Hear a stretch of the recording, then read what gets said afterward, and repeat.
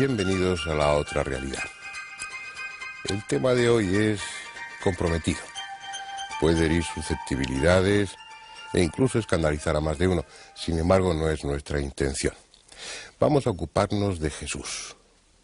Lo haremos desde la perspectiva histórica, desde la perspectiva social, incluso desde la perspectiva filosófica, pero no desde la religiosa.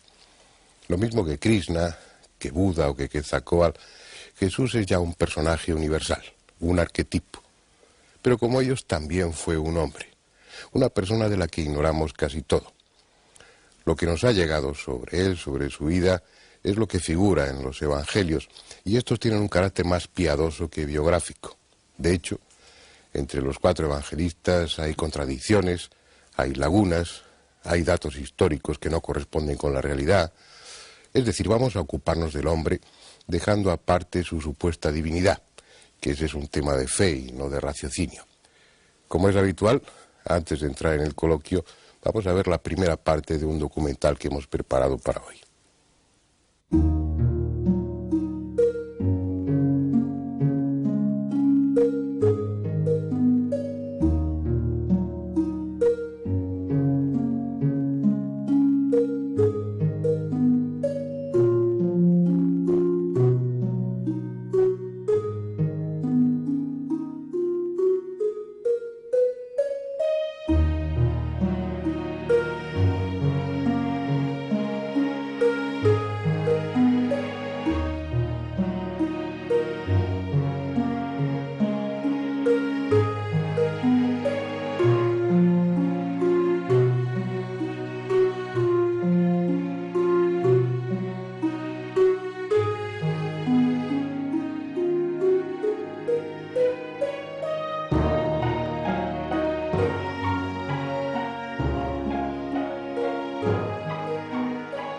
Para la cultura occidental, Jesús es un personaje sobradamente conocido, al menos en apariencia, porque la realidad es que la imagen que de él tenemos nos ha llegado a través de la predicación, de la catequesis y de las clases de religión, sin otra referencia que el relato dejado por los 4 evangelistas, lo que comúnmente se conoce como el Nuevo Testamento.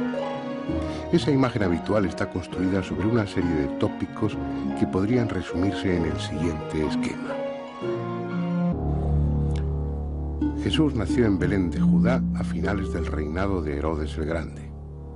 Como sus padres, era de la estirpe de David, aunque fue concebido de forma milagrosa. Su madre, María, recibió la visita del Espíritu Santo que la cubrió con su sombra, de modo que quedó encinta sin perder su virginidad. De esa manera Jesús tuvo una doble naturaleza, divina y humana.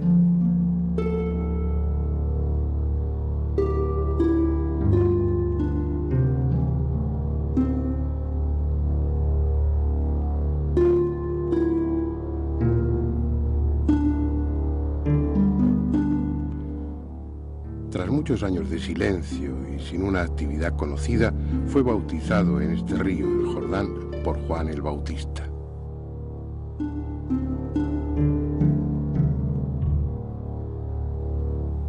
Inmediatamente después se refugió aquí, en el Monte de la Cuarentena, también conocido como Monte de las Tentaciones, a las afueras de Jericó. Es el lugar que sirvió de escenario a uno de los momentos clave en la vida de Jesús. Solo, sin otra compañía que la de las fieras y la de los ángeles, metafóricamente sus instintos y su espiritualidad, alcanzó el grado de evolución necesario para trascender su condición humana, lo que simbólicamente se manifiesta venciendo las tentaciones del demonio y asumir su compromiso como redentor. Tras ese periodo de ayuno y meditación abandonó este paraje para iniciar lo que se ha dado en llamar su vida pública, dirigiéndose a Cafarnaún, donde comenzó a predicar la inminente llegada del reino de Dios.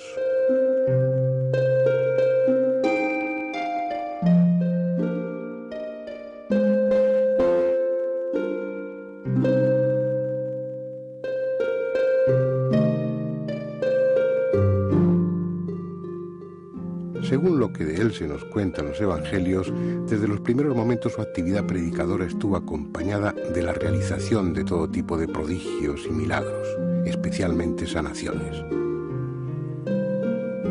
Leprosos, ciegos, paralíticos, sordomudos, enfermos de toda condición se beneficiaron de sus extraordinarios poderes.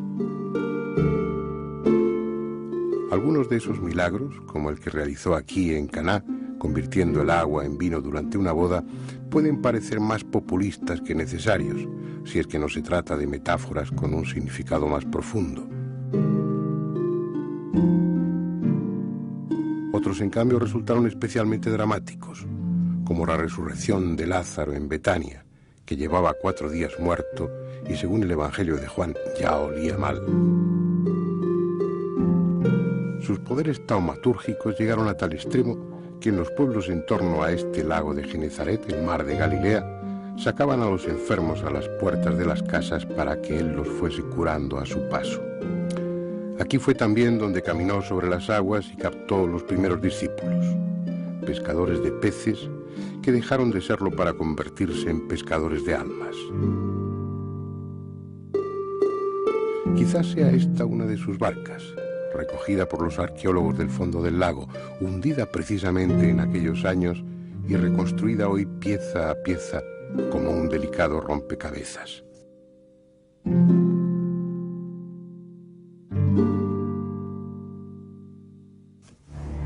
Ese esquema de vida aprendido en escuelas y catequesis nos habla también de su entrada triunfal en Jerusalén, conmemorada cada año en el Domingo de Ramos por centenares de peregrinos que recorren la ciudad en procesión.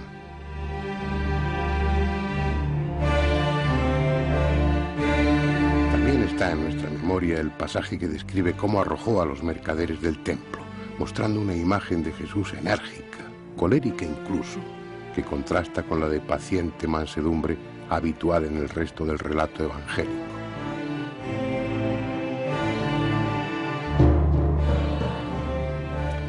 Ese mismo esquema, innumerables veces repetido y por todos aceptado, nos dice que aun siendo el Mesías que el pueblo esperaba, su mensaje resultó tan distinto y desestabilizador para las jerarquías judías que éstas intrigaron hasta conseguir que las autoridades romanas lo detuvieran.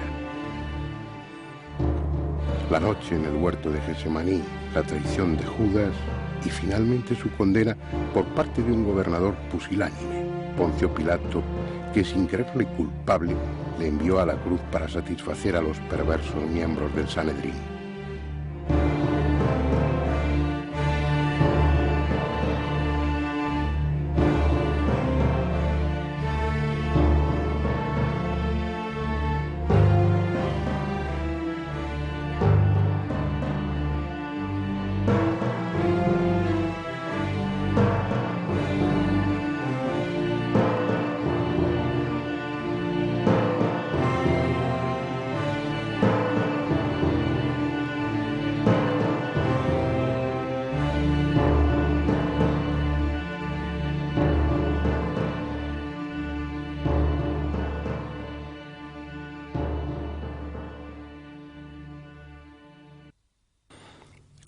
Sin embargo, no todo acabó ahí. Jesús resucitó, confirmó a la iglesia que había fundado en vida para que continuase su obra y ascendió a los cielos, no sin antes prometer que vendría de nuevo al final de los tiempos para juzgar a los vivos y a los muertos. Esa es, en síntesis, la idea que comúnmente se tiene de Jesús y la que aceptan sin crítica los creyentes. Sin embargo, desde el punto de vista histórico y atendiendo a la realidad de los hechos y no a su aspecto religioso, la figura de Jesús es en gran medida una incógnita. Incluso ha habido numerosos autores que desde finales del siglo XVIII hasta bien entrado el XX han negado que existiera realmente. Hoy en día los más críticos admiten que sería casi imposible justificar la existencia del cristianismo sin aceptar al tiempo la de Cristo, por mucho que su figura y su vida hayan sido moldeadas en base a leyendas y a conveniencias teológicas. Pero aún dando por seguro que Jesús vivió y murió en Israel hace unos 2000 años, lo cierto es que no tenemos otros documentos que los redactados por sus seguidores y recogidos en el Nuevo Testamento. En los rollos del Mar Muerto no se menciona a Jesús en ningún momento. En los textos del judaísmo posterior a su muerte se le cita de forma insultante y tendenciosa, como un blasfemo que negó la ley de Moisés y sin añadir apenas nada más. Por su parte, los historiadores de la época no hablan de Jesús y solo hacen referencia a los cristianos. Hay que esperar hasta el siglo II para leer algo un poco más concreto. Una alusión de Tácito en sus anales que no va más allá de una frase en la que, tras referirse a los cristianos, dice que el nombre les viene de Cristo, que sufrió la pena de muerte durante el reinado de Tiberio. Así pues, el medio que tenemos para acceder al Jesús histórico son los escritos canónicos, los evangelios considerados sagrados por las iglesias cristianas. Aunque se trate de literatura piadosa, obviamente no objetiva y adaptada a fines ejemplarizantes, son los textos que más se acercan cronológicamente a la vida de Jesús. Los 4 evangelistas, Marcos, Mateo, Lucas y Juan, no conocieron personalmente al Nazareno y escribieron a partir de la tradición oral.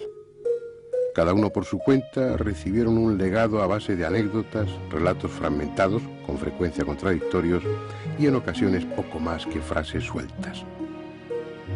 Con esa información tuvieron que elaborar una historia coherente, sin duda verídica en lo sustancial, y ordenarla cronológicamente, situándola en el marco histórico y geográfico supuestamente correcto. Como veremos después, una tarea semejante no puede estar exenta de errores. Los evangelios no coinciden en muchos puntos, a veces significativamente, y sus relatos adolecen de inexactitudes históricas, omisiones y distorsiones de los hechos, a tal punto que en ocasiones parecen estarse refiriendo a personajes diferentes.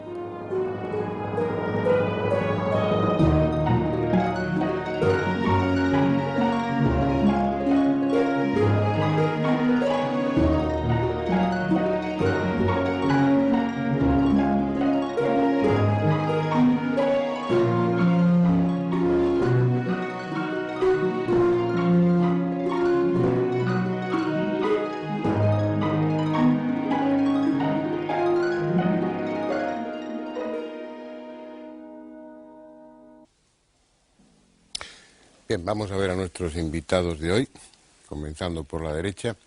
Antonio Piñero, que ya le conocen, ya ha estado en otra ocasión en este coloquio. Él es catedrático de Lengua y Literatura del Cristianismo Primitivo por la Universidad Complutense. En la universidad. En la Universidad Complutense. Y yo me había aprendido lo de la filología neotestamentaria y no me lo dejas decir nunca, que eras catedrático es que no lo entiende la gente, aunque es verdad. Bueno, es una de tus especialidades, el cristianismo, tus libros, bueno, has escrito muchos, pero sobre el origen del cristianismo tienes uno, otros sobre las fuentes del cristianismo, otros sobre el propio Jesús, dedicado fundamentalmente a los evangelios apócrifos, y pienso que vas a aportar mucha materia para este coloquio. A veremos. Muy bien. Bueno. Espero. Jorge Manuel Rodríguez, que también has estado con nosotros cuando estuvimos hablando de la Sábana Santa. Efectivamente. Él es vicepresidente primero del Centro Español de Sindonología, además de profesor de Derecho Civil en la Universidad de Valencia. O sea que al estar en el Centro de Sindonología y ocupar un cargo como el tuyo, la figura de Jesús también te tiene que ser muy familiar, supongo. Claro, efectivamente, aunque no es nuestro objetivo directo, pero la verdad es que el interés por la figura de quien se supone que es el que está en la Sábana Santa, lógicamente es algo connatural. Como yo decía en la introducción, aquí nos vamos a tocar, o lo menos posible, el aspecto religioso. Pienso que vamos a ocuparnos del aspecto humano, del aspecto social, del aspecto histórico. Y bueno, lo de la Sábana Santa no contradice para nada lo que aquí vayamos a exponer. Salvador Freixedo, ya casi, no voy a repetir lo mismo que he dicho en tantas otras intervenciones de él, es súper conocido, especialista en estas cuestiones, con multitud de libros, y que además, bueno, en este caso concreto, pues nos ayuda el que él sea teólogo, el que haya sido jesuita durante 30 años, y bueno, la figura de Jesús pues también es más que conocida para él, ¿no? Así es. Sí. dediqué mi vida, fíjate, 30 años más o menos primero a aprender quién era ese personaje y después a predicarlo. Bien. Honestamente. Bueno, me parece bien. Andrés Averasturi, que... ¿Qué quiere decir de mí? Nada. Porque una semana más aquí estamos. Casi ya no digas nada. Afortunadamente para nosotros. Y que no se te ocurra faltar ni una sola. Yo no sé cuáles son tus creencias, pero la figura de Jesús supongo que también ha despertado tu interés. Claro. El mío también.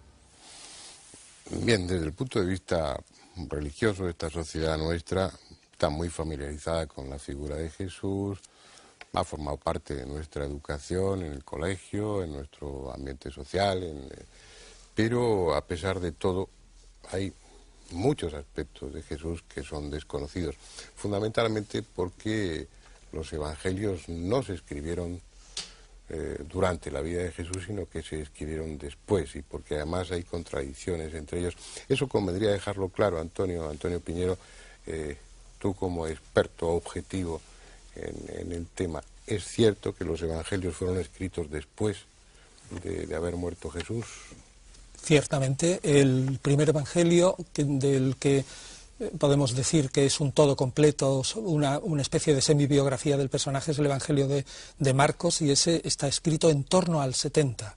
En las últimas introducciones al Nuevo Testamento dentro del ámbito católico, digamos que suelen ser las que intentan acercar más hacia el personaje Jesús este escrito, lo más pronto que se pone es en torno al 67-68, pero en general, o sea, 40 años más tarde, es decir, 40 años más tarde. Casi con toda probabilidad, los evangelistas no conocieron personalmente Eso es seguro. a Jesús. Eso es seguro. Es decir, para construir esa biografía de Jesús que figura en los evangelios, tuvieron que basarse en tradiciones, en relatos y en lo que contaron personas mayores que lo habían conocido. Exactamente así, y eso lo dice San Lucas claramente al principio de su evangelio, que él tiene fuentes escritas, una de ellas es el mismo Marcos, y otra que él iba hablando con lo que él llama ministros, y testigos de la palabra, o testigos visuales, y que de ahí sacaba una serie de cosas y él las escribía en orden. Es decir, que él mismo confiesa que él no conoció a Jesús. Eso lo dice claramente. Y respecto a Marcos se puede decir que no es un testigo presencial. Primero, ya lo dice la tradición de la Iglesia, que ese Marcos, que es una tradición dudosa, pero sí se puede sacar de ella una idea, y es que este Marcos en todo caso era discípulo de Pedro, pero no de Jesús directamente. Además es un individuo que comete errores graves, Marcos, en la geografía de Palestina. Por lo tanto, no se puede sospechar razonablemente que un individuo que anduvo por Jesús dando vueltas por toda Palestina iba a equivocarse de una manera tan radical, ¿no? Entonces se ve claramente, simplemente por su conocimiento de la geografía, que no es un testigo directo. Ya. Y bueno, lo que también parece claro, parece obvio, es que esa biografía de Jesús que figura en los evangelios es un soporte que no importa demasiado si es real o no. Por lo que cuenta en los evangelios, lo que es importante es la enseñanza, el mensaje, claro. Y colocar todo eso en torno a una persona, o dando a esa persona como fuente de ese mensaje y situando a esa persona dentro de un contexto geográfico e histórico, eso ya es el segundo papel de los evangelios. Sí. El fundamental es transmitir un mensaje. Bueno, vamos a entrar en el coloquio, que no quiero que lo monopolicemos entre tú y yo.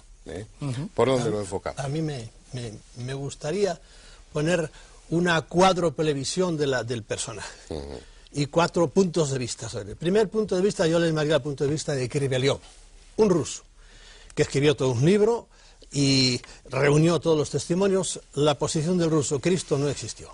Y hay mucha gente que cree que no existió físicamente.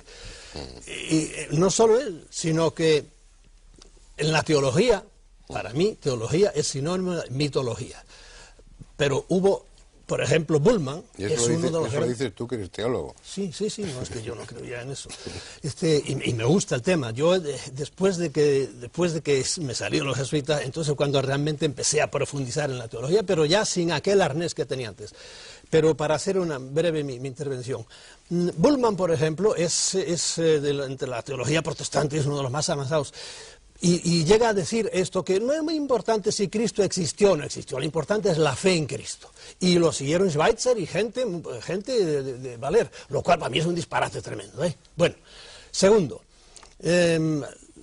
la segunda podía ser lo que dice la posición de Antonio Piñero. ¿Qué dice Antonio Piñero? Lo dirá él, ¿verdad? Y si lo digo mal, que lo diga. Cristo fue un ser normal, nació normalmente, y luego la tradición, los biógrafos, la devoción y los siglos le fueron echando encima cosas y lo convirtieron en lo que es. Tercera posición, la de la Santa Madre Iglesia Católica, que dice lo que dice. Cristo nació de siempre, Dios, hijo de Virgen, y desde de toda la eternidad, y parecía parte de una Trinidad, etcétera, etcétera. Todo lo que sabemos, la teología de la cual yo me imbuí. Y por último, yo quiero poner una cosa muy personal, que no es que lo diga yo, sino que lo he descubierto muy tarde, es el Cristo budista.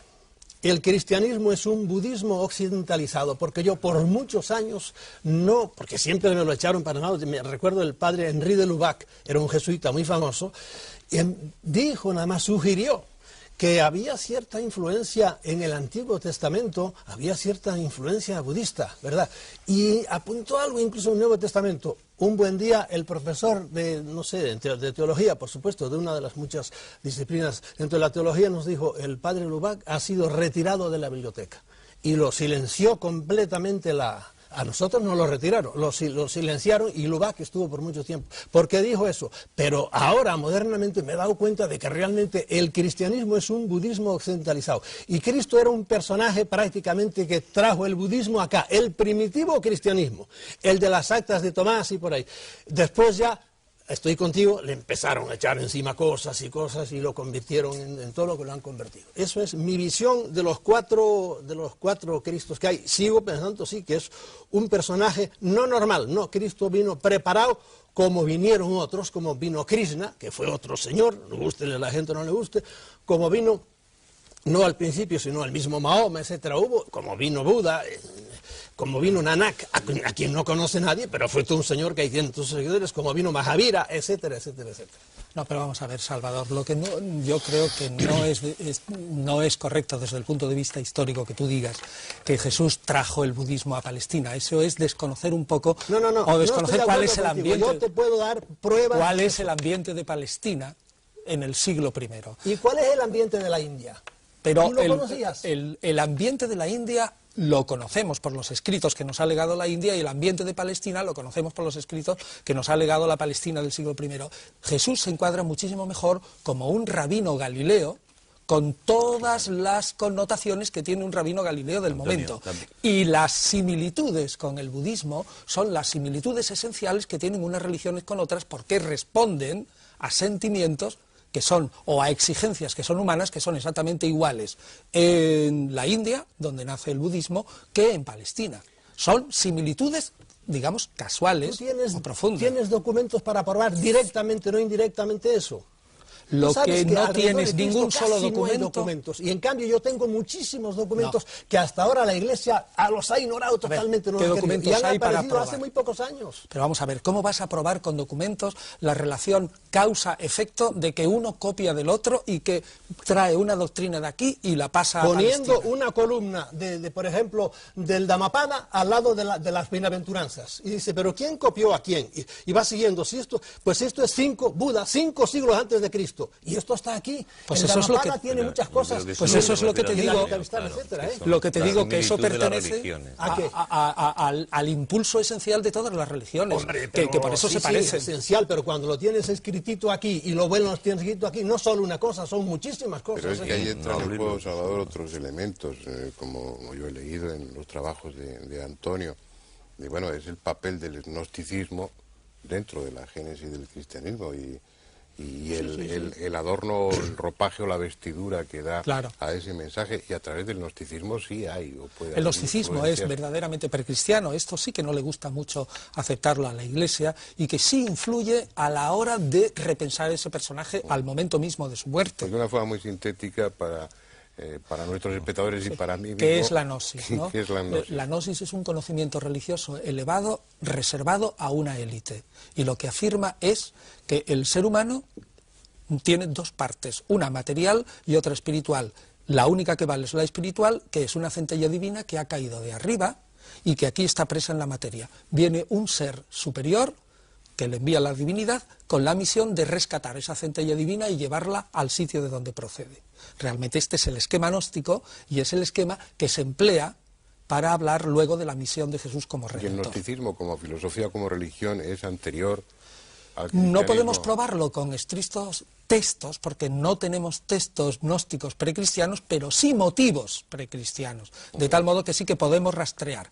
Y el gnosticismo, efectivamente, también es lo esencial del impulso religioso humano, y en eso coincide también en parte con el budismo. Por eso ya te digo, no basta con que tú pongas un texto aquí y otro aquí para probar que este copió del otro. Claro. Simplemente se dan fundamentos. Cosas, hombre.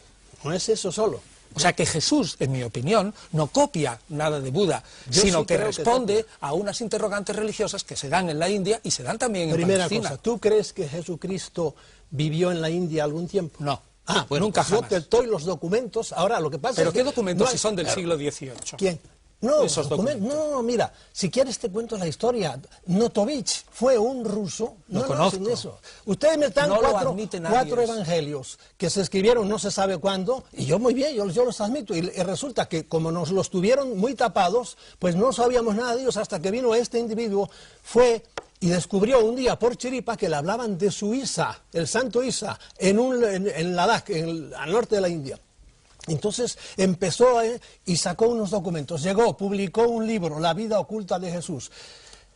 Fue tremendo lo que le cayó encima.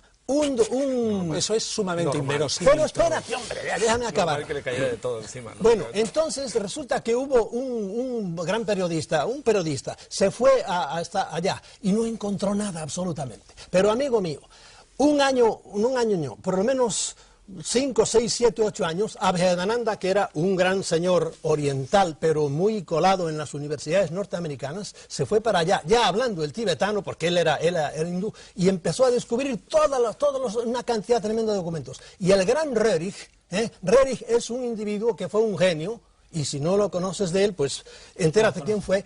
Primero fue un gran pintor, pero además era antropólogo, arqueólogo, etcétera, etcétera. Era un gran señor ruso que tuvo que sufrir mucho con la revolución, etcétera. Se fue para allá y encontró y escribió muchísimo de él, y tiene 2 libros con documentos copiados. Resulta que aquel señor, al periodista, fue demasiado atropellado y no lo dejaron entrar los lamas. Pero cuando llegó Rerich, y cuando llegó Abhedananda, y cuando llegó la Clarence, una gran dama, y ahí están todos los documentos que los han tenido totalmente tapados. Y tú haces ahora mismo que hace la ciencia con los ovnis. No quiero saber de eso. No, lee los documentos. Ya los he leído. Y no me merece... ¿No los has leído nunca? Sí, señor. Lo que ha salido en la revista y no me merece ningún respeto. No es revista, Venga, tiempo. ¿Puedo preguntar algo? Van a monopolizar ellos el debate. Yo creo que sí. Va a ser muy complicado y aparte estando aquí... No cabe la posibilidad, no por tratar de conciliar dos posturas, de que no se esté refiriendo a Jesús, sino a otro personaje. Hay un poeta en que dice, y tú Isa, oh Cristo, dice, porque son muchos los textos, que hay muchísimos, y le llama Isa y Cristo, le llaman de 2 maneras, le llama el santo Isa, porque Cristo fue, a los 12 años cuando desapareció, desde allí hasta los 29 estuvo viviendo, y te dicen por dónde anduvo, volvió, lo mataron, y eso consta también, es una especie de paralelo, tan antiguos como los evangelios, antiguos como los evangelios, y entonces volvió a vivir con su madre, está la tumba de Cristo está en el Rosabal, así la puedes ver rodeada en un gran cementerio musulmán, y la tumba de Murré, que es su madre, María, está en otro sitio, hoy defendida por... ¿A ti no te interesa? ¿Sabes lo que te digo, Salvador? Es que me gustaría... Yo tengo formación jurídica, entonces me gustaría saber eso que prueba. Es decir, porque aquí no se llaman igual. ¿Qué es exactamente lo que dicen estos textos? O sea, quería hacer una pregunta, ¿eh? Sí. Es decir, exactamente eso, pues si yo tuviera que ser juez, que en fin, es una cosa que tiene más que ver con mi profesión, y me plantearan una serie de documentos, yo me gustaría saber exactamente qué dicen, porque claro, decir que hay documentos que dicen cosas me parece muy bien, pero concretamente ¿qué? No, pero entérate tú, porque yo no te voy a traer los documentos aquí. No, pero el público no tiene por qué saber. Yo por muchos años me taparon esos documentos hasta que me metí en ellos. El problema está en que esos documentos no aportan nada a la intelección, a comprender mejor a Jesús. Totalmente, no aportan porque nada. Si no los conoces, ¿cómo me estás diciendo eso? Todas las predicaciones de Cristo, ahí están, y ahí es donde te digo, pero mira, si las entendemos es lo muy que bien... vemos luego en el Evangelio, y esto es la doctrina budista. No. Lo que pasa es que estáis hablando de cosas que, bueno, como ambos sois especialistas y tenéis una formación completa e información muy completa sobre el tema, los demás nos estamos enterando casi de nada. Yo creo que vamos a dejar un poco ese terreno y darle la palabra a Andrés. Antonio, la figura de Cristo, que también se ha dicho que sí existió, sí no existió, eso ya parece demostrado que sí existió, etcétera. Es que es absurdo desde el punto de vista histórico negarla, porque nos plantea a los historiadores 1000 problemas más, si no hubiera existido. Basta ese argumento. Es decir, eso lo tenemos claro. Una vez que existió, y entramos en la polémica, si viajó, si no viajó, hay un tiempo que realmente los evangelios no citan, que yo creo que son la gran incógnita de los evangelios, ¿no? ¿Qué ocurre desde el nacimiento hasta la vida, a la que se ha llamado vida pública de Jesús? Pues no lo citan porque como ese personaje, como decía antes, y lo ha transmitido bien mi posición, ese era un rabino, por decirlo de alguna manera, de Galilea, como otros tantos. Y por lo tanto, hasta que no empezó su vida pública, no causó la más mínima sensación. Evidente. Y por lo tanto, es que no hizo nada. Claro. No había nada que transmitir, era como otro sujeto más. Una vida cotidiana normal. Una vida corriente, como hace aquel que va a la sinagoga, se va imbuyendo de los textos sagrados y va reflexionando. O sea, que yo creo que es buscarle 5 pies al gato y que no existe, el intentar sacar de esa famosa vida oculta algo que ilumine la personalidad de Jesús. La personalidad de Jesús se ilumina suficientemente en sus rasgos generales estudiando los testimonios de los 4 evangelios. Y vale. Yo pongo otra vez de nuevo, hay documentos, estudienlos, de los 12, el Notovich escribió el libro Los años perdidos de Jesús y trataron de hundirlo y de hecho lo hundieron. ¿Y sobre qué se basaba eso? ¿En qué documentos se basaba? Los documentos que él encontró en la masería de Enis, en concreto, en Ladakh. Pero es que no solo, él vio él no sabía tibetano, tenía un traductor y se lo fue copiando allí. Entonces, los frailes le dijeron, al principio no se los quería enseñar, los frailes le dijeron, pero esto es una copia, pero hay copias en pali y hay copias en bengalí y hay muchísimas copias Salvador, de los años perdidos. Y si eso fuera tan evidente, no habría una mayor publicidad de todo eso, por mucha fuerza que pudiera tener la Iglesia. Cuando Faber-Kaiser escribió su libro Jesús vivió y murió en Cachemira, fue a hablar al cardenal y dijo, voy a publicar esto. Y Faber-Kaiser, y me lo dijo a mí, creo que lo publicó en la cosa, dijo, por favor, no hable de eso, le dijo el cardenal, porque esto a nosotros nos pone patas arriba. Vamos a ver, Salvador, mira, antes decías lo de Lubac. El señor de Lubac, que tú dices que lo apartaron, es el cardenal de Lubac. La Iglesia jamás apartó a de Lubac. Bueno, eso es una cosa, es el cardenal de Lubac. Y antes no te lo he querido decir. No, la Iglesia es que yo te lo digo, yo fui jesuita, yo tenía una biblioteca, yo te he dicho, a mí me apartaron a bueno, pero vamos a de mi biblioteca, de modo que no me importa. Vamos a centrar el debate. Este personaje porque yo he dicho que de mi biblioteca, a mí me lo dijo, y eso no lo puedes rebatir tú porque eso lo viví yo. A mí me dijeron, el cardenal de los libros del padre de Lubac, como se decía el padre Congar. Y luego le hacen cardenal, ¿no? O sea, lo apartan de la biblioteca y lo hacen cardenal. Anda, pero no, pero sería cuando era cardenal ya. Pero de hecho lo echaron para un lado. Se acabó, los libros de él no. Bueno pues, es igual, vamos a ver, mira. Este personaje lo podemos dividir en Jesús y en Cristo. Jesús, digamos, es el personaje histórico y Cristo es el personaje en cuanto Mesías, y los cristianos opinan que es Mesías, y todo lo que, en mi opinión, se le echa encima a la figura histórica. Hay un Jesús real del que nunca llegaremos a saber, es decir, cómo vivía exactamente, qué comía, qué vestido llevaba y todo eso, eso no lo podemos saber. ¿Por qué? Pues porque no tenemos ni un solo texto que nos lo diga. Solamente lo podemos adivinar a base de textos parecidos de cómo vivía la gente en el siglo I. Luego hay otro Jesús de la historia, que es más o menos... Palestina, ¿verdad? Cuando él andaba por otro sitio no estaba en Palestina. Pero que, bueno, bien, dejemos eso. Hay otro Jesús histórico... Hay otro Jesús... No pongas cosas. ¿Tú quieres hablar de la síndrome? ¿Tú qué dices tú de la...? De eso hablamos en otro programa, pero... en este, por ejemplo, el documento que dieron los alemanes diciendo este señor que estaba enterrado en esta cosa estaba vivo. ¿Qué dices tú de eso? Pues que no es que lo diga yo, es que todos los forenses que han estudiado el tema dicen que no es verdad. Pero aquellos forenses, ¿verdad? Dijeron que sí que era cierto, ¿eh? No, pero es que no es cierto. Se dijo en base a... Tú, yo te digo lo contrario. Bueno, yo le digo, pero yo lo que quiero decir, cuando afirmo algo, intento decir por qué. Que es otra cosa que yo siempre me gusta que la gente diga, no, eso yo afirmo tal cosa, pero explique por qué, porque tenemos tiempo para hacerlo. Bueno, pues yo intento hacer eso. Es decir, ¿qué se dijo? Precisamente fue el año 39. Hubo alguien que dijo, sangró, luego los muertos no sangran, luego evidentemente estaba vivo.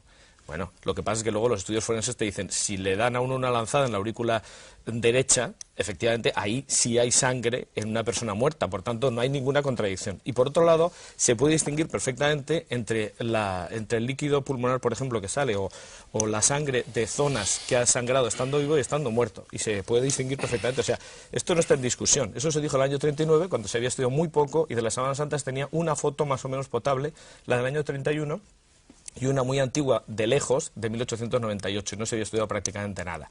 O sea, los estudios del año 78 y las fotografías posteriores y todo coinciden, o sea que eso no se puede discutir. Es decir, eso de que estaba vivo es una afirmación que contradice un hecho. Volver otra vez al eso tema dices tú, y yo te digo que no es así, porque después del año 39 es el documento del que te estoy hablando yo, mucho después del año 39. Pues ya se había dicho. Vamos a volver al tema de Jesús, porque me parece mucho más dando un poco de cancha. de cuerda, en el mejor sentido de la palabra, en esta primera parte. En la segunda voy a mostrarme un tanto violento para llevaros a un cauce que nos sirva a nosotros y a los espectadores para entender algo más sobre la figura de Jesús. La primera incógnita sobre el Jesús de los Evangelios es la de su nacimiento. No sabemos cuándo nació. Mateo dice que fue en tiempo de Herodes. Afirma que fue cuando el censo de César Augusto, siendo Quirino gobernador de Siria. Pero lo cierto es que Herodes murió en el año 4 antes de nuestra era y el censo fue en el año 6 o 7 de esta era. Es decir, hay 10 u 11 años como mínimo entre ambas fechas. Uno de los dos, Mateo o Lucas, se equivoca, si es que no se equivocan uno y otro. Tampoco es cierta la matanza de los inocentes por orden de Herodes. Histórica y socialmente es un puro disparate. Los evangelistas fabricaron piadosamente un nacimiento rodeado de circunstancias extraordinarias que fuesen acordes a la grandeza del personaje. Lamentablemente no se pusieron de acuerdo al hacerlo, y además de no saber cuándo nació Jesús, ignoramos a ciencia cierta dónde. Mateo y Lucas dicen que en Belén, en tanto que Marcos y Juan sostienen que en Nazaret. Los peregrinos que acuden a Belén convencidos de que van a orar en el lugar donde nació Jesús, en la gruta que hay en la iglesia de la Natividad, se equivocan casi con toda seguridad. La tradición más sólida señala a Nazaret, tal como se dice en los evangelios de Marcos y de Juan. En todo momento Jesús es nombrado como Jesús de Nazaret y no como Jesús de Belén. Incluso en sus inicios, los primeros cristianos son conocidos como la secta de los nazarenos. La realidad es que Mateo y Lucas se inventaron lo de Belén para que la figura de Jesús se adaptase a la profecía que anunciaba la llegada del Mesías y que éste nacería en Belén de la estirpe de David. Consecuentemente, Mateo y Lucas también se inventaron una genealogía de Jesús que le hiciese descender del rey David. Pero como cada uno lo hizo por su cuenta, tenemos dos árboles genealógicos de Jesús que no coinciden y son imposibles de combinar entre sí. Aunque la virginidad de María es dogma de fe para los católicos, tampoco los evangelistas coinciden en ese punto. Mateo y Lucas lo afirman, en tanto que Marcos y Juan no lo mencionan. A cambio, en varios pasajes se hace referencia a Jesús como hijo de José de Nazaret o simplemente como hijo de José. Incluso Mateo y Marcos aluden con toda naturalidad a los hermanos de Jesús, citando hasta sus nombres: Santiago, José, Simón y Judas. Fue solo a partir del siglo II, ya asentado el dogma de la virginidad, cuando en los evangelios apócrifos se justifica el tema diciendo que esos hermanos procedían de un matrimonio anterior de José. Tampoco históricamente la cuestión importa demasiado. Era práctica habitual en el pasado atribuir a los héroes y personajes relevantes un nacimiento virginal. Así se hizo con Buda, con Alejandro Magno, con Ciro el rey de Persia, con Apolonio de Tiana. Incluso a los dioses precolombinos, como al azteca Huitzilopochtli, se les asignó un nacimiento igualmente virginal. La única deducción lógica es que su nacimiento, lo mismo que su infancia y juventud, son una pura especulación redactada bastantes años después de su muerte, cuando el cristianismo empezaba a tomar cuerpo. Los pocos datos relativamente fiables son los que corresponden a su vida pública y aún así están sazonados convenientemente para mejor ajustarlos a la doctrina que sus seguidores construyeron en torno a su figura. Por ejemplo, cuando inicia su misterio en Cafarnaún, lo hace anunciando la inminente llegada del reino de Dios. Esa urgencia en su mensaje, ese aviso de algo que está a punto de suceder, es indiscutible incluso para los exégetas católicos. Os aseguro que todo se cumplirá antes de que pase esta generación, se recoge textualmente en el Evangelio de Mateo. Se ha cumplido el plazo, el reino de Dios está cerca, anuncia en el Evangelio de Marcos. Está refiriéndose al final del mundo, al comienzo casi inmediato del anunciado por los profetas reino de Dios. ¿Qué sentido tenía entonces fundar una iglesia para continuar su obra? Su predicación es clara, hay que dejarlo todo, posesiones, trabajo, familia, porque ya no hay tiempo. Es ese el aspecto más peligroso de su mensaje para el poder establecido. El anuncio de una teocracia, el retorno del Dios Yahvé para reinar sobre Israel implicaba el fin del poder romano, el fin de las instituciones, el final de cualquier autoridad humana o material. Además, ese mensaje no surgía como algo aislado, era uno más dentro del ambiente de agitación que se vivía en Galilea. La ocupación de Roma no era solo la ocupación del país, era por encima de todo la usurpación de un poder y unos atributos que correspondían a Dios, el único rey lícito de Israel.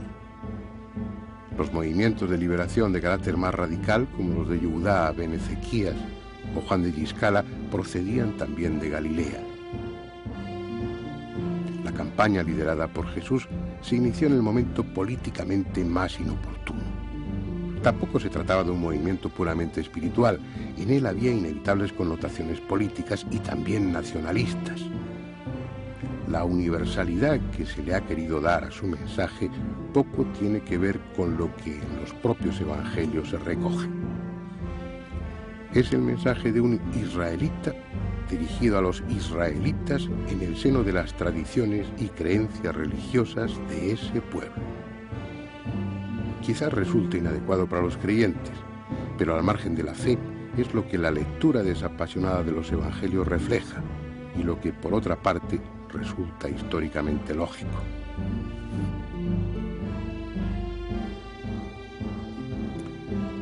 Otra cuestión debatida dentro y fuera del ámbito religioso es si Jesús fue o no esenio. Los manuscritos del Mar Muerto, encontrados en Qumran, retratan a su fundador, el maestro de justicia, con perfiles muy parecidos a los de Jesús. Ambos se sienten profetas y guías de un grupo selecto, al que preparan por la penitencia para la venida del reino de Dios. Ambos son celosos de la ley mosaica. Ambos se enfrentan contra ciertos estamentos del judaísmo oficial. Ambos tienen un esquema dualista de la vida espiritual, reducida a la lucha de Satán contra Dios. Ambos sostienen que el fin del mundo es inmediato. Sin embargo, al final de su vida Jesús modificó su orientación inicial, ocupándose más del fondo, de lo esencial, y dando menos importancia a los detalles rituales y a los preceptos. Tal vez tuvo contactos e influencias esenias, pero si perteneció a la secta, debió retirarse de ella. Respecto a su muerte, todo parece señalar que, en contra de lo que se sugiere en los evangelios, debe atribuirse a los romanos y no a los líderes judíos. El papel mesiánico asumido por Jesús, sobre todo en su última etapa, le colocó inmediatamente en la posición de enemigo de Roma y, como tal, como revolucionario mesiánico, fue condenado a muerte. El que esa decisión favoreciera los intereses de los saduceos, que se beneficiaban de su posición de intermediarios entre el pueblo y el imperio, no quiere decir que fueran ellos los promotores de tal condena.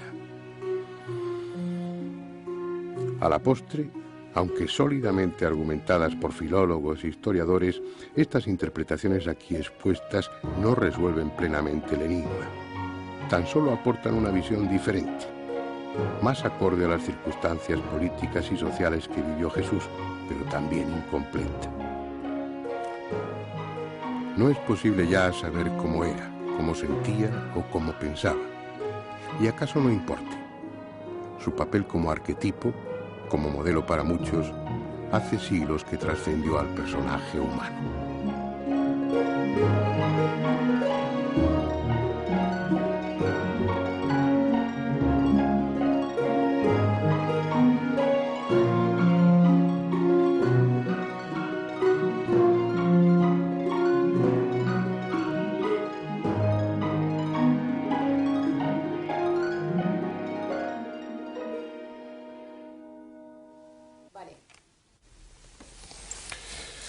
Bien, y ahora sí, la pregunta, Antonio, o pues quien quiera, o Jorge Manuel, o Salvador, ¿quién sabe de la familia? Bueno, lo primero ¿qué es, dicen los textos?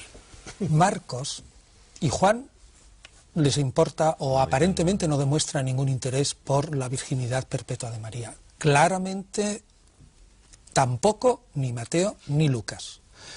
Los evangelios hablan espontáneamente de los hermanos de Jesús y dan los nombres. Es absolutamente raro que evangelios escritos en griego empleen continuamente la palabra hermano, y si fueron primos, como se dice, jamás empleen las palabras primo. Es una llamada que hay siempre que se habla de este tema, y algunos nos ha ocurrido en radio, siempre hay 50 llamadas de personas que dicen, en griego la palabra hermano se utiliza para todos los amigos, los que formaban parte del grupo y tal. Eso no es verdad tampoco. Y más concretamente a los hermanos e hijos de hermanos, en hebreo. En hebreo sí hay un texto, pero ese, vamos a suponer que la gente tenga razón, de que el sentido hermano tiene un sentido amplio, pero el máximo argumento es que la Iglesia primitiva no se preocupó en absoluto nada de la virginidad absoluta hasta en torno al 150, y no todos. Tenemos en el 200 y pico testimonios de Tertuliano, incluso casi de Orígenes, que lo único que les importa es demostrar o afirmar que Jesús tiene un nacimiento espectacular y sobrenatural. Lo que hiciera la Virgen después no le importó nada a la Iglesia primitiva. Eso es un dogma, digamos, que se va formando lentamente y que hasta el siglo IV de una manera no aparece claro.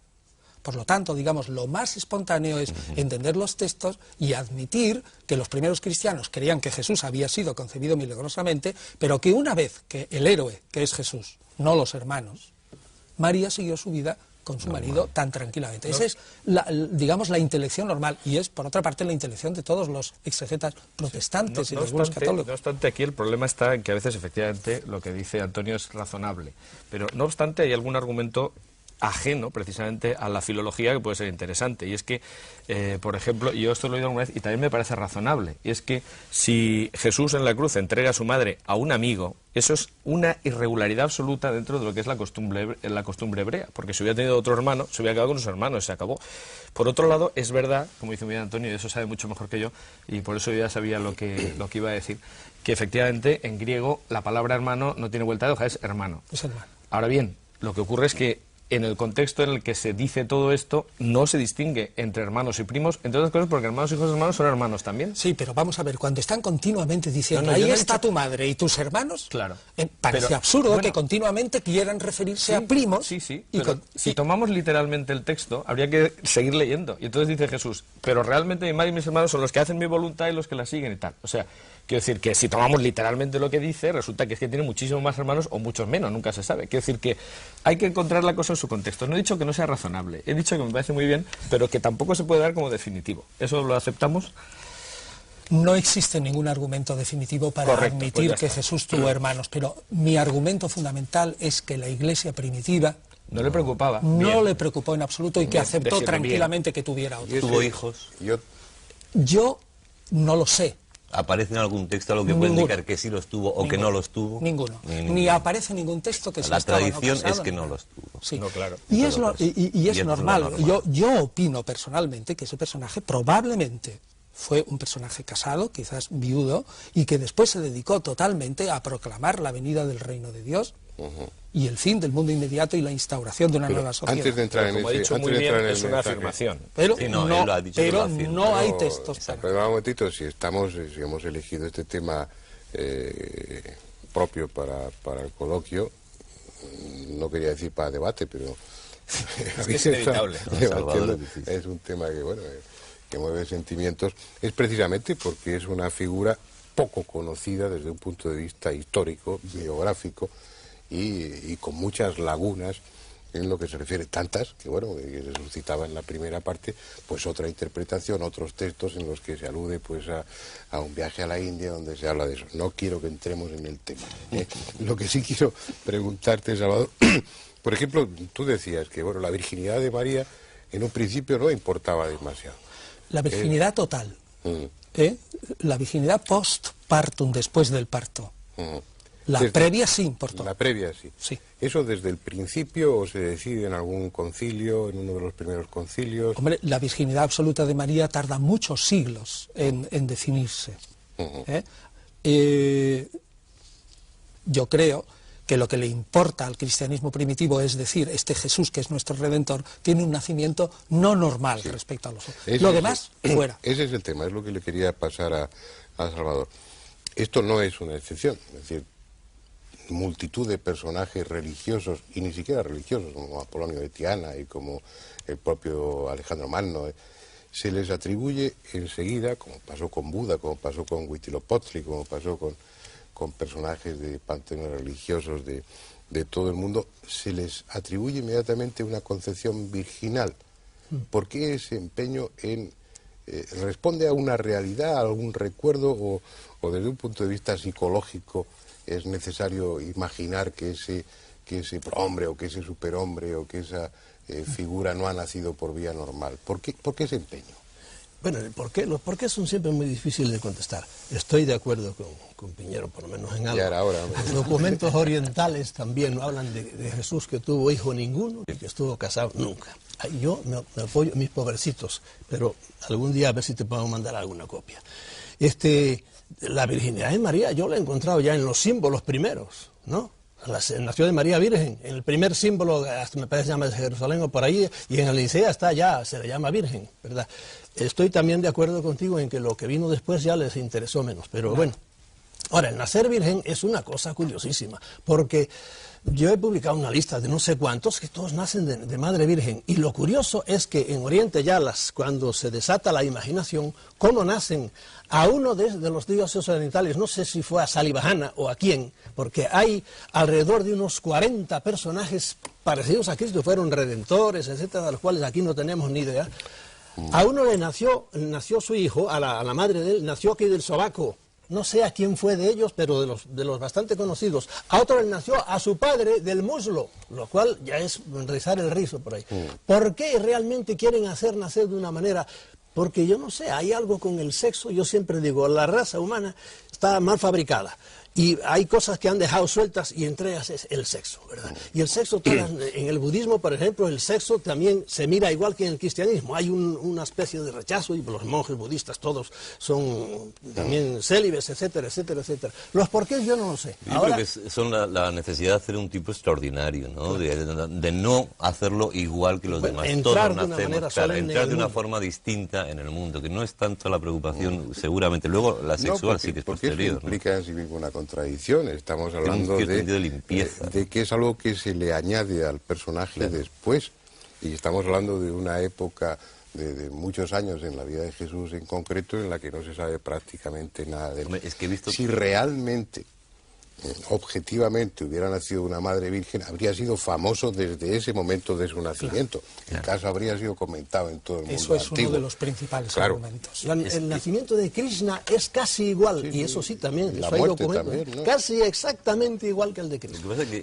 Que hizo la Virgen de Baki, etcétera, etcétera. Por eso hablábamos, yo hablaba en la introducción de que, bueno, de que es un arquetipo, es algo que encuentras en muchas culturas, muy parecidos. Es una imagen del Redentor, es la imagen de un hombre que viene a revelar unas enseñanzas, a dar un mensaje, que es un mensaje de esperanza, mezclado también con el catastrofismo.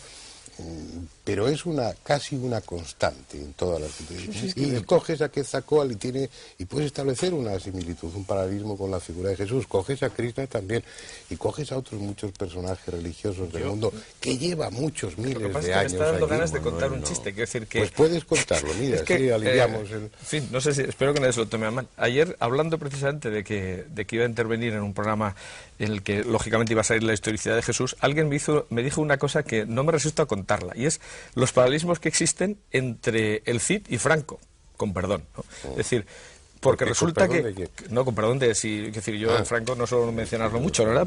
Pero, en fin, es decir, porque... Claro, claro. Porque y es curioso, pero lo voy a repetir porque me hizo mucha gracia. A lo mejor nadie más le hace gracia, pero este amigo me decía, si te das cuenta, hay un paralelismo clarísimo entre la figura del Cid y Franco, hasta el punto de que dentro de 2000 años alguien podría terminar pensando que es una reelaboración entre uno y otro. Y entonces yo dije, hombre, eso no puede ser. Me dijo, sí, fíjate, fue proclamado en Burgos. Eso es, lógicamente, algo que se ha tomado de la figura del Cid. Se casó con una asturiana, exactamente lo mismo que el Cid. Sus nietas emparentaron con pretendentes al trono de Francia, exactamente igual que el caso del Cid. Hay del Cid referencias a que los moros le llamaban, y hay textos escritos que le llaman el perro gallego. Esto lógicamente está tomado y se ha elaborado la figura de Franco a raíz de esa otra. Es decir, que haya paralelismos, pues es muy interesante, la verdad es que puede ser muy curioso, pero como elemento de prueba, la verdad es que es un poco... se tiene que quedar ahí, ¿eh? No, hombre, yo lo que creo que es complicado es analizar, primero en el siglo XX, con nuestra concepción, la figura de Cristo, del nacimiento de Cristo. Es decir, y me consta, ¿no?, que hay muchas mujeres creyentes que ahora mismo les cuesta mucho ver ese sentido despectivo que tiene el tema de la virginidad o de la no virginidad. Es decir, ¿por qué se va a manchar una persona por el hecho de nacer de mujer? Entonces eso plantea, pues hombre, en gente es que no es serio, ¿no? Igual que ha planteado durante el celibato como una situación mejor que la de la familia durante muchos años en la Iglesia, que ya lo está equilibrando un poco. Y segundo, es muy difícil hablar de Jesús fuera de la religión. Yo comento que es un esfuerzo que tendremos que hacer en este debate, o que estamos haciendo, pero es muy complicado intentar explicar la figura histórica de Jesús al margen de la fe de cada uno, porque yo diría, muy difícil, ¿no? Creo que has dado justamente en la clave. Claro. Afirmaría que la figura de Jesús solo se puede comprender por aquella persona que se meta profundamente a estudiar la sociedad, la política, la religión y la economía de la Palestina del siglo I. Como no lo enmarques en ese sitio, no entiendes a ese personaje. Y ese es el problema de la Iglesia posterior, que lo que hacen es añadirle a su coleto sus propios huecos con la figura de Jesús, inventándose cosas. Inventándose un montón de cosas. Y solo se entiende bien ese personaje cuando lo encuadras ahí. Y hay que estudiar un montón de historia de Palestina. Claro. Si no, tengo algo que decir de eso. A mí me interesa mucho menos quién fue la madre, si tuvo hermanos por ahí, qué fue lo que dijo y cuáles son sus enseñanzas. Si es un hombre bonito, pero me enseña disparates, como es, por ejemplo, para mí, muchos dogmas cristianos son disparates, pues lo digo realmente como lo pienso, ¿verdad? Pero son los pues dogmas, entonces digo, no, muy bien, serio. Ahora, creo que se nos va a quedar en el aire la pregunta principal. ¿Cuál es la pregunta principal? A ver. ¿Es Dios o no es Dios? Y ahí entraríamos en qué es Dios. Ese no es el tema del debate. Eso es el debate. En la introducción... Óyeme, si a un individuo que dice que es Dios me le quitas eso para hablar, vamos a estudiarle. Bueno, si quieres muy bien, la cara que tenía por ahí, perfecto. Él nunca dijo que estamos hablando de la figura humana. Él nunca dijo que no, yo no me meto nada. Perfecto, en eso estaré de acuerdo contigo. Nunca lo dijo. Bueno, lo que pasa es que según los textos evangélicos lo condenaron por algo parecido, porque realmente fue por blasfemia, ¿no? La lectura de los textos evangélicos hay que hacerlo a un nivel y a otro nivel. Una lectura es esa. Le condenaron como, digamos, un individuo que fastidiaba a un modus de pensar judío, pero el mismo texto evangélico te dice claramente, en cuanto bajas un poquito y lees entre líneas, pero muy poco, que lo que condenaron fue por ser revolucionario contra un poder establecido que era el romano. El problema que tengo yo con esto es que eso es una interpretación. No, ahí no hay ninguna interpretación. Si no lo pone el texto... Lo pone el texto.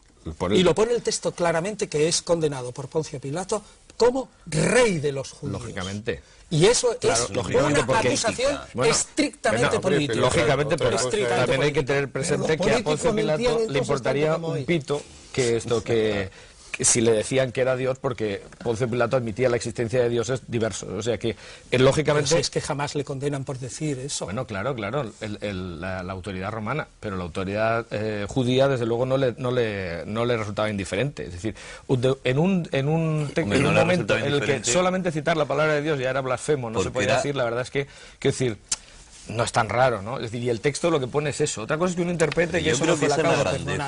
Yo creo que ahí hay una gran confusión. Era políticamente incorrecto en su época, incluso.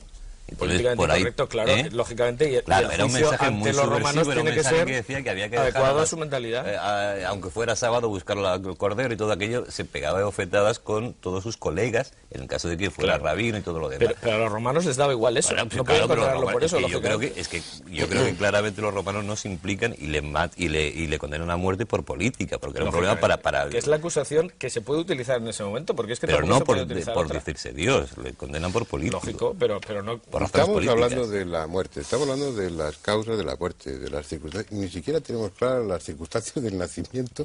Yo no sé si nació en Belén o nació en Nazaret. No, ese es el problema de Jesús. No sé si realmente venía de los fariseos o no sé. Pero fíjate, Antonio, que ese es el problema de Jesús y de todos nosotros, porque yo recuerdo un artículo de Fernando Jiménez del Oso sobre el Belén en las pasadas Navidades, el disparate que es un Belén, que es un poco la idea elemental que podemos tener todos los cristianos ahora mismo.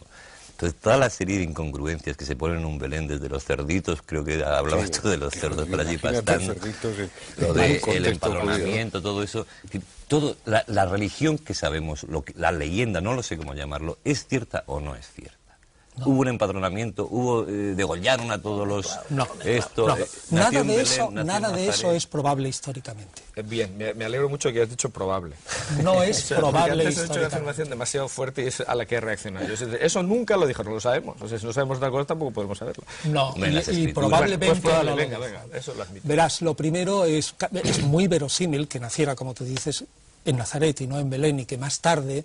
como ya existe la idea de que él es el Mesías, y hay una tradición, porque hay otras, ¿no?, sobre todo fundada en el profeta Miqueas, en el capítulo 5, de que el Mesías ha de nacer en Belén, se le hace nacer en Belén. Pero lo más probable es, conforme a la manera de nombrar a un personaje en la época, es que ese personaje naciera en Nazaret. de Nazaret y los nazarenos, era como etcétera. Se llamaba la Bien. secta. Segundo, respecto a lo del censo, hoy no hay absolutamente ningún historiador que no afirme claramente. Fíjate, y a un católico, que Lucas se equivocó. Es decir, todos admiten... Qué difícil es eso. Todos admiten en general que Lucas se equivocó en 10 años en lo del censo. Sí, bueno, pero eso es una prueba diabólica. Decir que una cosa no existe es imposible de probar. Es decir, pruebe usted que no ha estado en tal sitio. Uno puede probar que ha estado en un sitio. Lo que podemos probar es por toda la historia del Imperio Romano que no hubo 2 censos de Quirinos, sino uno solo. Y el único que se hizo fue en el 6 después de Cristo, es decir, probablemente de 10 a 12 años. Es que hay una incongruencia, por lo poco que yo sé. Es decir, no puede ser del tiempo de Herodes y al mismo tiempo del tiempo de Quirino. No puede ser. Sí. No puede ser. Dos cosas está claro, eso está claro. Ahí hay un error claro. En lo que referíamos eso es una afirmación, claro. No es una afirmación. Esto es un estudio de los textos. Dicen los evangelios, y además todo el mundo está de acuerdo, que nace en la vida de Herodes el Grande. Herodes el Grande muere el 4 antes de Cristo. Sí. Y Quirino es gobernador a partir de del Siria, 6. A partir del 6 después. Es decir, como mínimo 10 años más tarde. Oye, que también Marcos se coló en lo de eso es lo que decía, ¿no? Si es que me he interpretado al revés lo que quería decir. No, si todo eso en el fondo no tiene ninguna importancia. Tampoco tiene Por eso estamos hablando del aspecto humano, histórico y demás. Yo creo que lo que importa en un personaje, que es lo que dejamos al margen, un personaje como este, es el mensaje, que bueno, que esa es otra historia, no entramos en ello. No entramos. Todo esto sería lo frívolo, lo anecdótico de Jesús. Lo realmente importante para el creyente, pues es lo que él dijo, para... Nosotros lo estamos contemplando no desde la perspectiva del creyente, sino desde la perspectiva histórica, desde la perspectiva biográfica y social y todo lo que Lo que es importante desde esa perspectiva histórica es decirle a la gente que desde el momento de la muerte de Herodes el Grande hasta el año 60 aproximadamente, que es cuando ya se gesta la gran revolución de los judíos contra los romanos, hay por lo menos 12 mesías. Claro. Como mínimo 12. Claro. Y que los judíos vieron a Jesús como uno más dentro de esos 12. Claro, y lo interpretaron, pues digamos, pues un personaje más. ¿Por qué alcanzó esa relevancia? Eso Estamos hablando de una Galilea, estamos hablando de una Palestina, estamos hablando de un contexto geográfico e histórico en el que el mesianismo está ahí vivo, latente, y están surgiendo presuntos mesías cada continuamente. De Juan de Marsala hasta no sé cuántos. ¿Y por qué cuaja la figura de Jesús? Ahora, me dejan otra vez poner Ese es el gran mi punto punto de de vista vista herético. Ahí entran, yo de nuevo tengo que ver gente de arriba, somos una granja y alguien los seleccionó, tú para arriba, y entre los 12 agarraron, no estén de acuerdo conmigo ahora, yo sí lo creo así, y cogieron ese y lo levantaron para arriba y se acabó. Como ha pasado con otros señores en otras religiones, hubo también sus discrepancias entre los fundadores y por ahí de repente uno es el que se va para arriba, porque alguien lo coge y lo levanta para arriba. Es un punto de vista muy personal y si quieres muy herético. Quiero desdecirme, por si se me entendió antes algo de lo que dije, las cosas que Jesús no dijo no fueron disparates, no, más bien decía cosas mucho más de acuerdo con el hombre que quiere evolucionar. Disparates son los que después vino la Santa Madre Iglesia a echarle al dogma y a hacernos creer en cosas increíbles, ¿verdad? Eso sí son disparates, hacernos creer en infiernos eternos y cosas de esas, nada. Yo creo que Cristo nunca habló nada de eso. Bueno, es decir, no lo sabemos. Eso sí que es una prueba. Eso está probado que no dijo, no habló nada de eso. Bueno, no sí, lo sabemos. hablaba de la guerra y todas esas cosas por ahí, pero bueno, eso son maneras de hablar ahí. No, como lo dice la Iglesia, definido. Pero hay más de 40 citas en los Bueno, me he perdido, no sé de qué estáis hablando. No, estamos hablando de si Jesús, por ejemplo, creía o no creía en un infierno eterno. Y yo estoy convencido de que sí creía, porque entra dentro de la mentalidad de los judíos de la Palestina del siglo I. Probablemente creía. Yo no lo pongo a él en esa mentalidad, sino que más bien en la mentalidad budista, pues no. Pero te sales totalmente de la historia. Claro. Bueno, de la historia vuestra. Vale, de acuerdo. Bueno, ¿y por qué cuaja la figura de Jesús? Mira, eso Entre es esos 12 mesías. Pero eso es un problema que realmente Es lo que todavía seguimos estudiando. puede dar la historia como tal una solución definitiva. Yo te podría decir diversas razones. Primero, cuaja porque uno de sus seguidores es un hombre genial, que es Pablo de Tarso, y es capaz de ofrecer, desjudaizar esa figura, presentarlo como un salvador universal y satisfacer las necesidades de redención de amplias masas del imperio. Segundo, cuaja esa figura porque el grupo que le sigue reinventa la seguridad social. Es el grupo que mejor protege a sus huérfanos y a sus viudas, y meterse dentro del cristianismo era un seguro. Tercero, cuaja también porque tiene un talante literario maravilloso. Magnífico. Maravilloso. Es decir, que la predicación sobre los evangelios se hace fácil, porque los evangelios son una lectura bonitas y fantástica. Y cuarto, sobre todo, porque la reinvención de la doctrina de Jesús en los primeros momentos se acomoda perfectísimamente a lo que en ese momento se demandaba la sociedad. Hay ahí una operación de marketing religioso consciente o inconsciente, que es un éxito. Ahora, otras razones más profundas, bueno, pues el creyente dirá que es el Espíritu Santo, pero la historia no puede meterse en eso. Vamos a ir centrando, ya nos vamos acercando a los últimos minutos. Perdona, Jorge Manuel. Primero, no está claro. No vamos a resolver las cuestiones aquí, es completamente imposible porque han ocupado mentes muy preclaras y durante muchísimo tiempo y no lo han resuelto. Pero no sabemos si nació en Belén o nació en Nazaret. No sabemos si nació en tiempo de Herodes o en tiempo de Quirino, del gobernador de Siria. No sabemos, obviamente, si tuvo hermanos o no. Estoy hablando históricamente y documentalmente de lo que podemos saber o no podemos saber. Pero hay otra historia que se nos ha vendido siempre, y es Jesús era el bueno y los judíos los malos. Y una exégesis, un estudio tanto riguroso o mínimamente riguroso viene a decir que no, que Jesús formaba parte del pensamiento judío, del pueblo judío, y y que probablemente ocupó un lugar dentro de la jerarquía de los rabinos o de los... Vale. Lo cual ¿Eso es así, tal como lo estoy diciendo? Hombre, luego es mucho más probable eso que cualquier otra elucubración, claro, lógicamente. Claro. Es decir, eso encaja. Sin embargo, quisiera decir una cosa, que a lo que estabas diciendo tú antes de que triunfó porque realmente, filosóficamente, encajaba muy bien, la verdad es que relativamente, porque la muerte no encaja para nada. Es decir, el Antiguo Testamento dice, maldito el que cuelga del madero. para los hebreos era absolutamente inadmisible predicar la muerte. Pero no, y para los judíos era blasfemo desde todos los puntos de vista. Pero no entonces, para las grandes masas del imperio, donde la figura del Redentor muere y resucita. Pero todo el contexto en el que se desenvuelve la figura y todos los primeros seguidores y todos son judíos. Es decir, tienen que hacer una especie de subversión absoluta de sus pensamientos para seguir esa figura. No es tan fácil. Hay otros mesías que se dan en ese tiempo que eran mucho más fáciles de seguir. Algunos tuvieron verdaderos éxitos, fueron declarados como Cristos, como mesías por los sumos sacerdotes, etcétera, etcétera. O sea, desde el punto de vista humano, tuvo mucho más éxito otros seguidores que además estaban en un contexto en el que efectivamente se esperaba el Mesías, porque la profecía de Daniel encajaba perfectamente en aquellas fechas, ¿no? Y a partir de ahí, pues hombre, realmente es raro pensar que este triunfara porque tenía cartas a favor, pero tenía algunas en contra que eran realmente pasmosas. Ya, pero lo que dice Andrés es cómo triunfa dentro del imperio. Al principio tú te refieres al mínimo núcleo de seguidores judíos, pero cuando triunfa es precisamente cuando se desjudaiza. Precisamente cuando se desjudaiza. El gran problema del Antiguo Testamento. Claro, cuando se desjudaiza. Esa es la clave. Sí, si no digo que Yahvé no era exportable, por hablar en una terminología moderna, ya no era exportable, y sin embargo Jesús sí era absolutamente, la figura de Jesús sí tú la ves judaíza. Le convino a Constantino, ¿no? Y echarlo para arriba. Lo que parece claro es que al margen del aspecto religioso, pues si es Dios, como piensan los creyentes, pues está todo justificado. Claro, sin duda. Claro.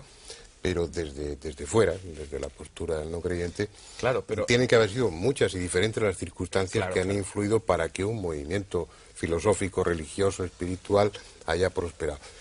Pero que ha requerido, como hemos visto a lo largo del coloquio, que para su mantenimiento y engrandecimiento se hayan ido añadiendo elementos ficticios, piadosos, convenientes. Sí, pero hay poco tiempo, ¿eh? Es decir, lo que se refiere a los evangelios... No, ya efectivamente. No, pero me refiero que en cuanto a los evangelios, una mitificación de una figura requiere, como dicen los propios estudiosos del tema, porque este tema huele un poco a naftalina. Es decir, donde surgen las críticas sobre la historicidad de Jesús fue precisamente a partir de los enciclopedistas franceses y después, a principios de este siglo, con Bullmann y compañía, en un ambiente alemán donde el nazismo era incapaz de admitir que Dios hubiera hecho judío, etcétera. Es decir, que esto es una cosa antigua. Ni siquiera lo discutimos aquí al inicio del debate, quedaba claro que representa más problemas el negar la historicidad de Jesús que admitirla, ¿no? Claro. Partimos de un acuerdo de que existió realmente como persona, ¿no? Evidente. Bien, vamos a terminar, yo lo siento, como pasa siempre, el tema es muy sugestivo, es apasionado y bueno... Y demuestra que efectivamente los que han estado investigando durante estos años no se han puesto de acuerdo en absoluto ninguno. Es decir, todas las teorías alternativas... Perdona, en las líneas generales sí. En las líneas generales cada vez existe un mayor consenso entre los con estudiosos. ello yo me voy despidiendo. Pero nada. Yo creo que el espectador entiende. Y bueno, yo creo que sí, que entenderán y que disfrutarán el apasionamiento, que supongo que ellos también lo han seguido con interés y con cierta pasión, porque es un tema que a todos dentro de esta cultura, dentro de esta sociedad nos afecta. Bueno, es un tema que queda ahí. Probablemente con el tiempo volvamos a otros aspectos de la figura de Jesús, porque insisto en que es realmente apasionante. Pero eso será en otra ocasión. Vamos a dejar el programa aquí. Hasta el próximo día.